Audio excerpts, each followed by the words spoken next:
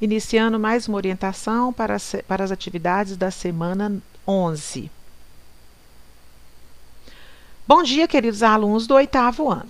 Vamos para a nossa atividade da semana 11. Nela, eu trouxe outro gênero textual, que é o conto. O conto é uma narrativa curta. O que é uma narrativa? Uma história contada por alguém. Então, o conto é uma narrativa curta que apresenta os mesmos elementos de um romance, por exemplo.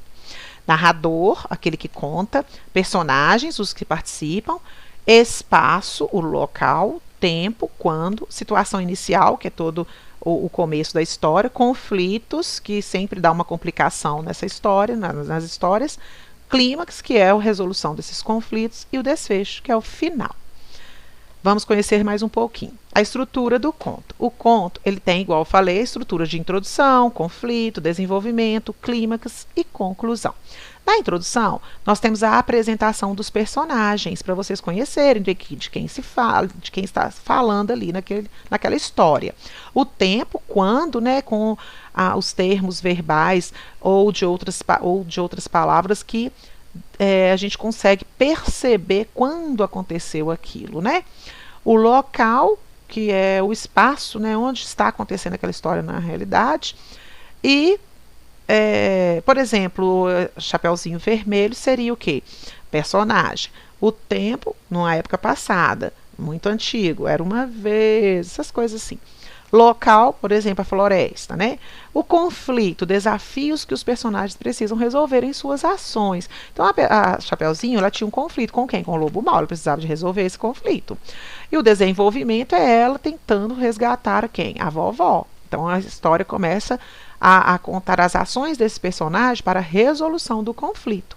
E o clímax, no caso da Chapeuzinho Vermelho, seria o quê? A chegada do caçador que salva a vovó, né? Das garras, da barriga do lobo mau, e assim já se depara com um desfecho, que é a conclusão, e um final desejado, um final feliz, né? Assim como nos contos de fadas também existem toda aquela apresentação dos personagens, né? O conflito, porque a princesa foi envenenada, o desenvolvimento é o desenrolar dessa trama, como que vai fazer para ela voltar à vida, aquela coisa toda.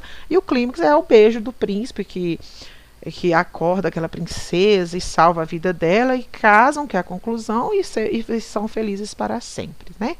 Então, essa daí é a base da estrutura de um conto, os elementos principais, né? Bom, o foco narrativo também participa de uma narrativa, né? Por isso que fala foco narrativo. Nesse caso aqui, foco narrativo é o quê? É a posição que o narrador assume diante dos fatos narrados.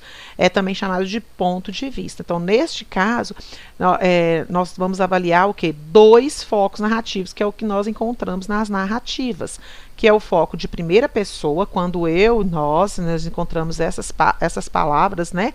Essas pessoas que correspondem a quem está participando da história e ao mesmo tempo narrando. E o foco narrativo em terceira pessoa, que é aquele que apenas fala de alguém. Vamos ver isso melhor? Aqui está. Nós temos tipos de narradores, né? E o narrador é o quê? É aquele que conta a história. Porém, ele pode ser o narrador personagem. Como assim? Ele participa da história e também conta essa história. Ele conta o que ele está vivendo ali. Por isso, primeira pessoa.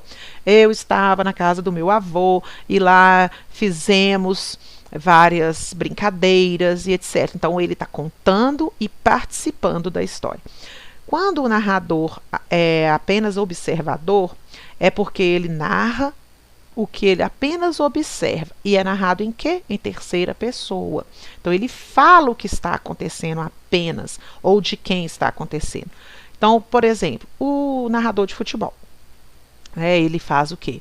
Ele narra um acontecimento que ele está visualizando e ele apenas conta o fato. Ele não participa.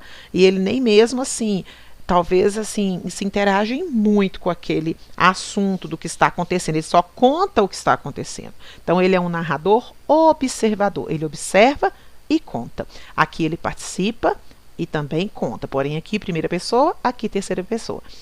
O narrador onisciente também terceira pessoa, Não, nem sempre ele vai participar da história, então, mas ele é como se ele participasse, porque ele narra aquilo que ele visualiza, mas ele vai além. Ele conhece tão bem a estrutura, tão bem os fatos, ele conhece tudo, toda a trama e até mesmo os pensamentos dos personagens, os sentimentos que os envolve. Então ele é uma pessoa que está dentro ali, todo interagido, e ele conhece tão bem que ele sabe falar até os pensamentos do personagem. Então ele é chamado de narrador onisciente, também narrado em terceira pessoa. Então nós temos esses três: narrador personagem, quando é a primeira pessoa, e narrador observador ou narrador onisciente, narrado em terceira pessoa. Tudo bem? Vamos passar. Deixei aqui para vocês uma história que, veja bem, ela tem início, como qualquer estrutura de uma narrativa, início, meio e fim. E tem a sequência lógica, né?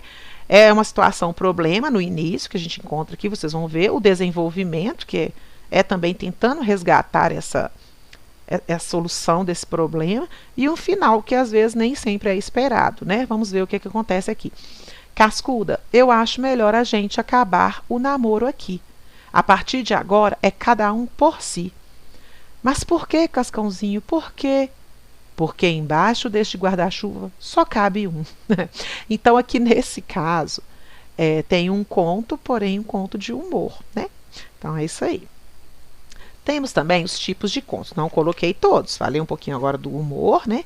E temos aqui os contos de fadas, que são o quê? Aqueles trabalhados desde a educação infantil até o sexto e sétimo anos e assim por diante, né? Porque eles não morrem, né? São aí vividos na nossa literatura por muitos e muitos anos.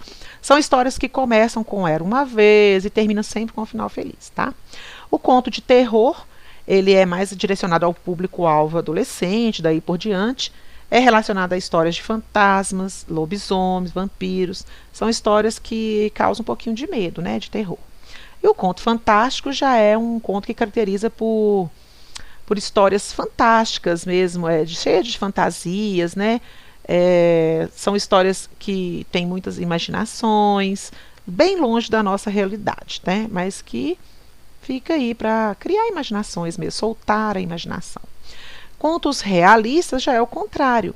São histórias reais ou próximas da realidade, possíveis de acontecerem, né? Então, às vezes, você tem um conto que você vai falar porque ele aconteceu, e às vezes você vai criar esse conto, mas com base no que realmente pode acontecer, né? Então, por isso que é chamado de contos realistas.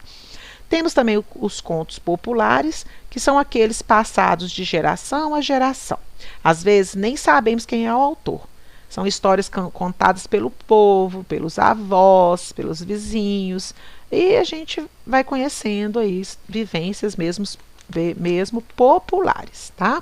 Bonitinho demais, né? Nós vamos continuar os contos com outras atividades mais adiante, tá? Agora, na nossa atividade da semana 11, eu deixei para vocês aqui um conto, né? Muito bonito, excelente, da Marina Colasanti. Quero que vocês o leiam.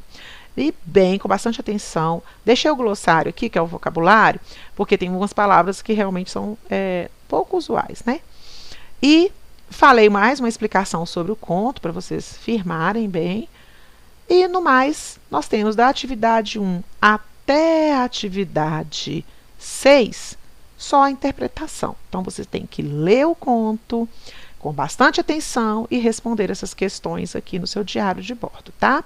Aqui também, quem escreveu foi Marina Colasanti. Deixei para vocês aqui um resuminho da biografia dela, e com um livro aqui, Longe Como o Meu Querer, que eu deixei como um exemplo aqui de literatura também, de contos, para vocês, se quiserem, interessarem para ler.